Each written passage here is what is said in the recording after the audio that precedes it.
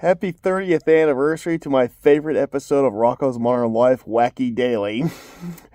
I didn't see this when it first aired back 30 years ago today.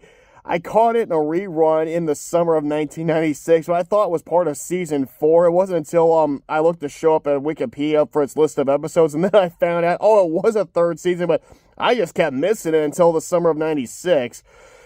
Now, Rocko's Modern Life, I saw on the day it premiered. I saw it being hyped up, but at that time, I wasn't really watching Nickelodeon. I did watch it when Double Dare was on it, but after Double Dare went off, I just lost interest in Nickelodeon.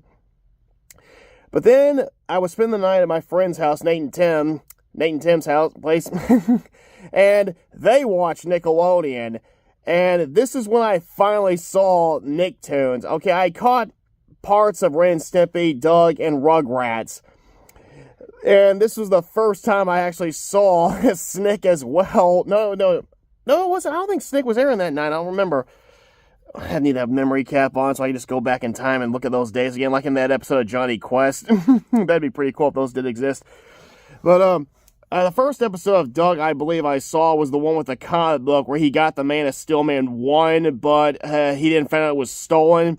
I can't remember what episode of Rugrats was on, but when it comes to Ren and Stimpy, with Stimpy's fan club is what I believe I saw. But when Rocko premiered, oh man, did that catch me off guard, especially because I believe it was the sucker for the Suckomatic and Canned, and with the part where the Suckomatic he sucked out the vomit from Rocko Heifer and what was it? What's his name? Spunky the dog. That caught me off guard. I didn't get sick or anything, but it definitely caught me off guard. And after that, I started watching Nicktoons and a lot more Nickelodeon. When Doug went into syndication, I got caught up on it. When Rugrats did the same thing, and I was watching Snick, and I started watching all those Snick stuffs, like especially Ren and Stimpy, and Are You Afraid of the Dark? So I was starting to get caught up on all that stuff I was missing out on. But when Wacky Delly hit the air, or at least whenever I caught in that rerun, I should have said that. Oh man, did that episode catch me off guard! Especially when the Wacky Delly cartoon came on. Now, Ralph Bighead was introduced in the premiere of the second season when they changed the opening song with the B-52s now singing it. And I always thought their version sucked. I prefer season 1's tracks. I don't know why they changed it. Yeah, the season 1 intro is much better. The music and the lyrics are what fit the show. But the B-52s, it just doesn't work. I thought they were going to change it for each season, but no, after that, it just stuck with the B-52s. But whenever that, when I saw I Have No Son, I only caught the part where Rocko's head was smashed through the door. I didn't see the true opening until a rerun. Yeah.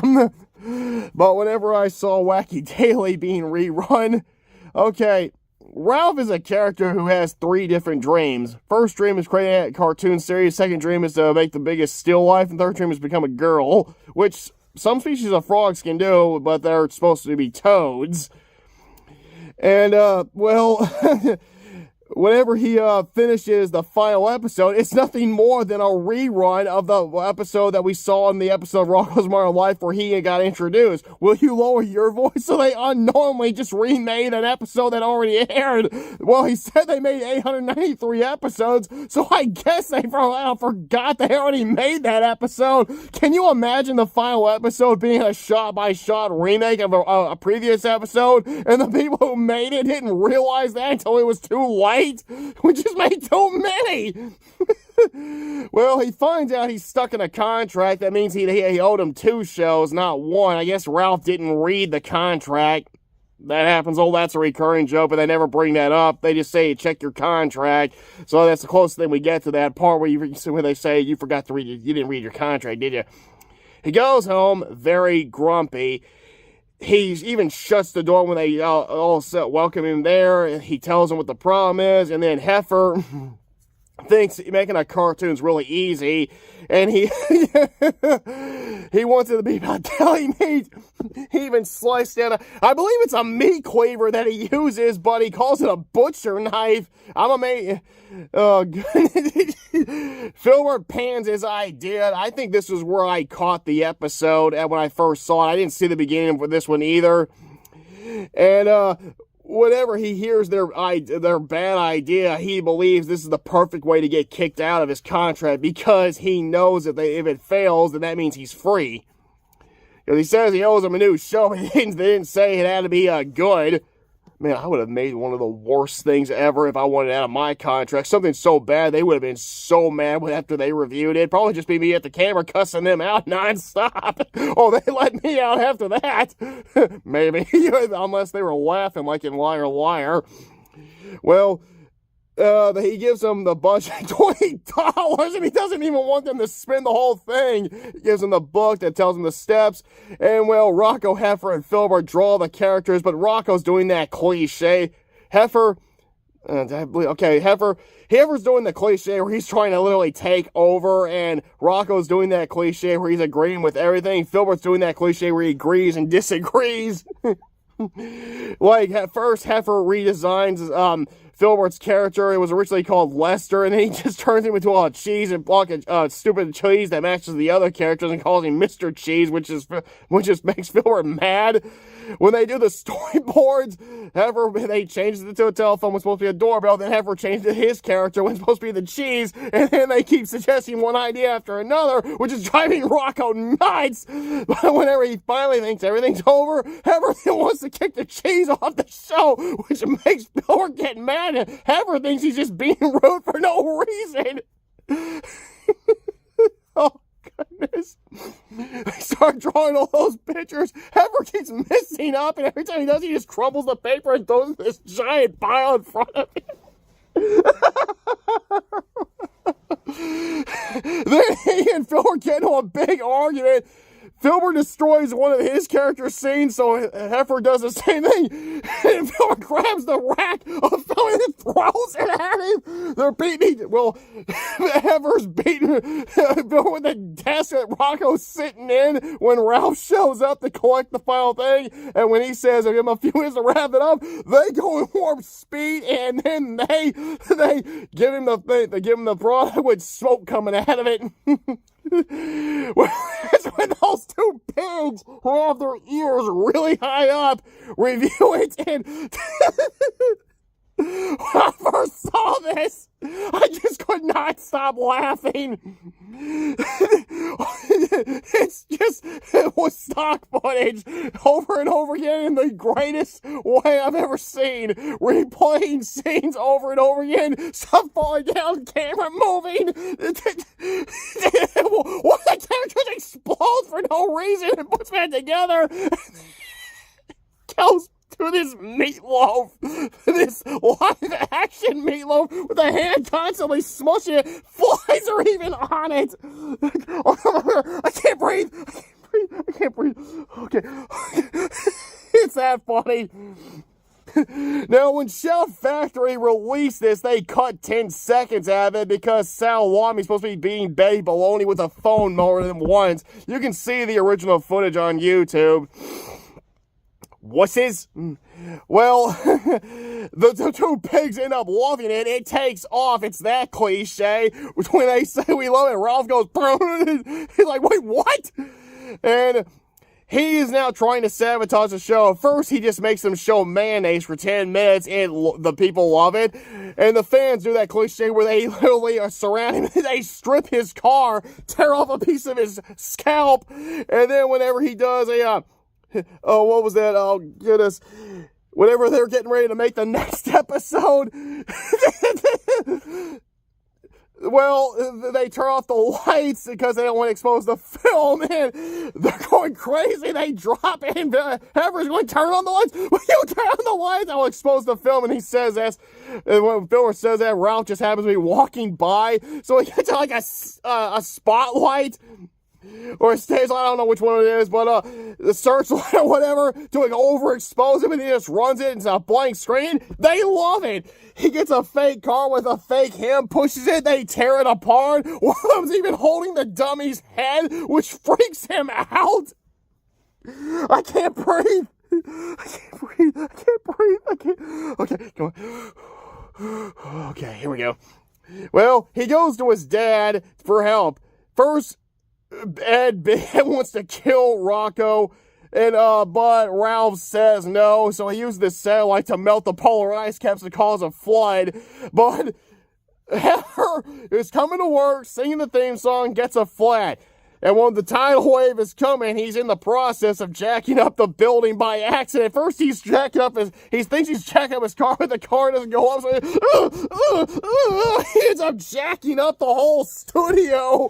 I don't know where he forgot that jack, but yeah, whatever he paid for it, it was worth it. When he sees the tidal wave, he goes up the jack, and then it turns into Water World. Hey, he's actually kind of happy and cool with it. Ralph finds out that all shows were destroyed except his, which means his show no longer has any competition. He uses a helicopter to fly in, but the fans use fishing pole or rods to get him down. He finally confesses to Rocko and all them that he hates the show. He's been trying to sabotage it, but Rocko talks him out of it, and Ralph smiles and decides to make it his art. And that ruins the show. And they hate it. And it gets canceled in a predictable way.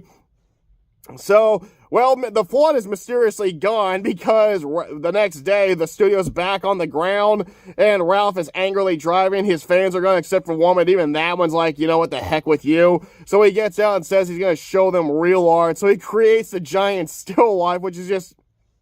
It's a bowl of fruit, a champagne bottle, and a flower, I think. He carves it from rocks with spoons. And it says 10 years later, so this episode came out in 96, so it's 2006. And he looks like a hermit. And then, of course, there's this guy that shows up, and it's the old Ralph is happy, but the guy's like, hey, I can't do the voice. He tells him that's pretty good, but then he said, have you seen Wacky Delly? The first season is before that other guy ruined it, and then it ends. Best episode of Rocko's Modern Life. Best one. This is the one that definitely made me laugh the hardest. But the runner-up is teed off, and when that turns 30 during the summer, I'm going to be doing that episode. But, oh man, if you haven't seen this episode, check it out. It is the best one, but go to YouTube and find the uncensored version so you see the complete part of Wacky Delly. And Rocko's Modern Life to me is a great show. I do wish it went longer because the Thanksgiving episode ended up being the final episode. Then it came back with that static cling, and I did not like that episode. It fell short, and it just didn't feel like it wrapped up the series. All it was just Rocko wanting to get his favorite show, the Fatheads, back on, and when they did, he didn't like it, and then he was talked and accepted because there was a new character. But I'm like, we waited all this time for this? I would have preferred in the final episode being Rocko getting back at all those who wronged him, especially that rabbit who beat him up after the rabbit's daughter came on to Rocko, but of course, he's like, oh, no, it's not my daughter. It's got to be him instead. And I was like, man, I wanted the final episode where Rocko beats him up along with all those other people that wronged him. It should have been a revenge episode. That's a finale for me. Oh, and throw a big epic adventure in there as well, where he has to save the world as well. Also, I don't think Stat Clayton really even served as good as a continuation to the show because, well... The final episode, like I said, was the Thanksgiving episode, but it's going by the rule. The final episode was that, the one with the banana in the fridge where Rocko got blasted in space, but, didn't that take place in that literally went, into the future that never happened. So, yeah, I don't know what happened there. But a lot of shows go by the rule that they're not always connected, but still, yeah, this one to me should have done that, and I'm definitely hoping we get a remake of Static Cling that's a lot better, and I'd probably change the title as well. I would have preferred that Static Cling never happened, but if that, it probably won't ever happen, but who knows, maybe it will. But until then, if you haven't seen the show, check it out. And if you do like Static Cling, well, man, that's okay. But I did not. But I'm pretty sure you love Wacky Delly like me. And once again, happy 30th anniversary to that episode. And I thank all the people that gave us the show and that episode, but not Static Cling.